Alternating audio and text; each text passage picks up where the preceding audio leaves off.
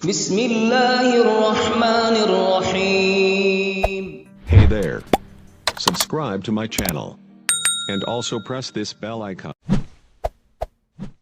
نحمده ونصلي على رسوله الكريم اما بعد اعوذ باللہ من الشیطان الرجیم بسم اللہ الرحمن الرحیم.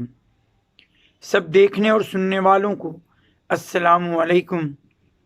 رب اشرح لی صدری ویسر لی امری واحلل عقدۃ من لسانی یفقہوا قولی.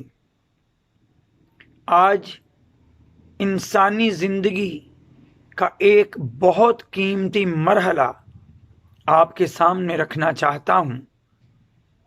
انسان اپنی زندگی میں مختلف مراحل سے گزرتا ہے.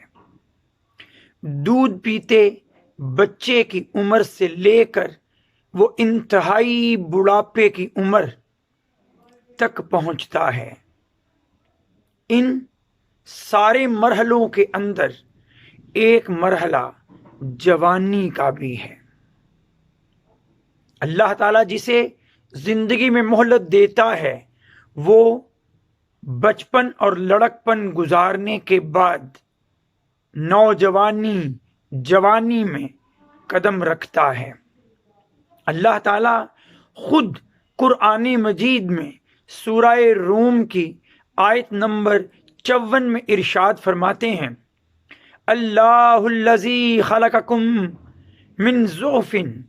اللہ نے تمہیں کمزور پیدا کیا، بچپن کمزور پیدا کیا. ثم جعل من بعد ضعف، پھر تمہاری اس کمزوری کے بعد اللہ نے تم کو قوت بخشی، جوانی کا دور دیا. ثم جعل من بعد قوت ضعفا، پھر اللہ تعالیٰ نے اس مضبوط قوت والے دور کے بعد تم کو پھر سے کمزوری دے دی. و شیبہ، اور بڑھاپا. یخلق ما یشاء، وہ جس طرح جو چاہتا ہے پیدا کرتا ہے. وہو العلیم القدیر، وہی علم رکھنے والا اور قدرت رکھنے والا ہے. اللہ تعالیٰ نے جوانی کے دور کو ذرا دیکھیے گا درمیان میں بیان فرمایا ہے. ایک بچپن کمزوری کا دور اور ایک بڑھاپا کمزوری کا دور. ان کے درمیان جوانی کو قوت والا، جوانی کو پختگی اور مضبوطی والا دور قرار دیا ہے. دو پہلو ہیں اس میں، دو پہلو، دو انتہاؤں کے درمیان ایک اعتدال پسندی ہوتی ہے، ایک اوسط مقدار ہوتی ہے. اسی طرح دو کمزور ادوار، دو کمزور جو زندگی کے مرحلے ہیں، ان کے درمیان یہ اعتدال پسندی کا ایک زمانہ ہے جوانی، اور دوسرا قوت کے اعتبار سے اسے بیان فرمایا اللہ تعالیٰ نے. لہذا جو میں سمجھ پایا کہ اس میں جوانی میں عقائد اور نظریات کی پختگی بھی پائی جانی چاہیے، اور اس کے اندر اپنے اعمال اور معاملات میں انسان کے اعتدال پسندی، اوسط پسندی بھی ہونا چاہیے. پھر دیکھیے کتنا اہم یہ زمانہ ہے زندگی کا، کتنا اہم زمانہ کہ قیامت کے دن جو 5 سوالات ہر انسان سے ہونے ہیں، ان میں سے ایک سوال اس جوانی کے بارے میں بھی ہے. آپ دیکھیے گا مستدرک حاکم کی ایک حدیث، حضرت عبداللہ بن عباس رضی اللہ تعالیٰ عنہ اس کے راوی فرماتے ہیں کہ نبی کریم صلی اللہ علیہ وآلہ وسلم نے فرمایا 5 چیزوں کو 5 چیزوں سے پہلے غنیمت جانو. صحت کو بیماری سے پہلے، تونگری کو یعنی مالداری کی حالت کو تنگ دستی سے پہلے.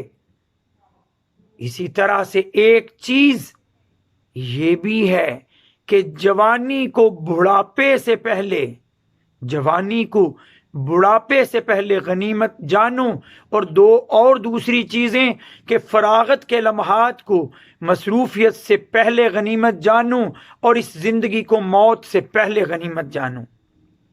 پھر آپ یہ دیکھیے، میں ابھی عرض کر رہا تھا، قیامت کے دن جن 5 چیزوں کے بارے میں سوال ہوگا ان کا ذکر جامع ترمذی میں موجود حضرت عبداللہ بن مسعود رضی اللہ تعالیٰ عنہ راوی کے نبی کریم صلی اللہ علیہ وآلہ وسلم فرماتے ہیں، بنی آدم کے قدم اس کی جگہ سے ٹل نہ سکیں گے جب تک اس سے 5 سوالات نہ کر لیے جائیں۔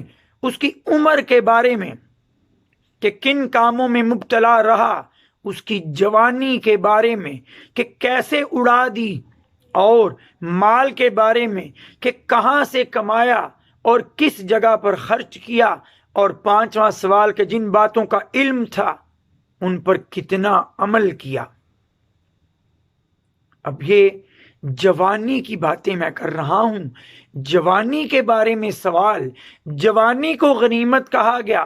اب جس کو جوانی مل جائے اسے پھر اس جوانی کو غنیمت جان کر توبہ کے در پہ دستک دینا چاہیے، اسے اللہ کی عبادت میں اپنی یہ جوانی صرف کرنی چاہیے۔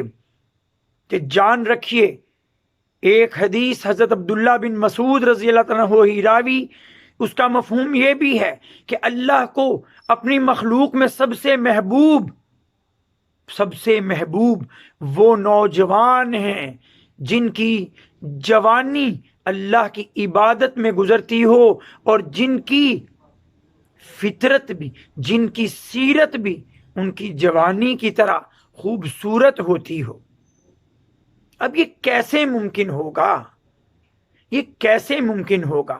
قرآن، میرے نبی کا فرمان ایسا تو نہیں ہو سکتا کہ وہ ایک زندگی کو قیمتی اور غنیمت بتائیں اور اس زندگی کو گزارنے کا طریقہ نہ سکھائیں، ایسا نہیں ہو سکتا۔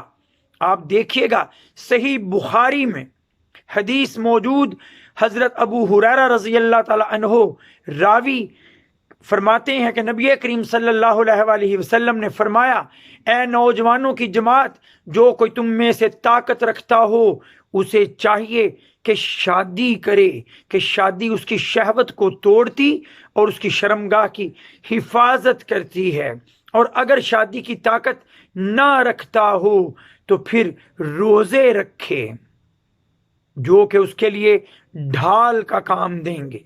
اگر کوئی شخص ایسا کر جاتا ہے، اپنی جوانی کو محفوظ بنا لیتا ہے، اپنی جوانی اللہ کی عبادت میں گزار لیتا ہے، تو جان لیجئے، ایک حدیث مبارکہ حضرت ابو ہریرہ رضی اللہ تعالیٰ عنہ ہی اس کے راوی، صحیح بخاری میں ہی موجود، کہ جس دن قیامت کے دن کوئی سایہ نہ ہوگا، اللہ 7 لوگوں کو اپنے عرش کے سائے میں لے لیں گے، اور ان میں سے ایک وہ ہے جو جوانی میں اللہ کی عبادت میں لگ گیا۔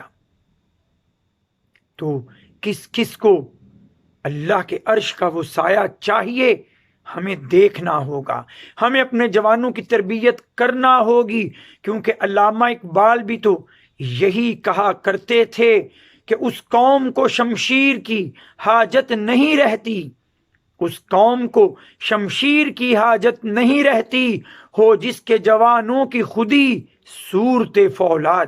وآخر دعوانا ان الحمد للہ رب العالمین۔ السلام علیکم۔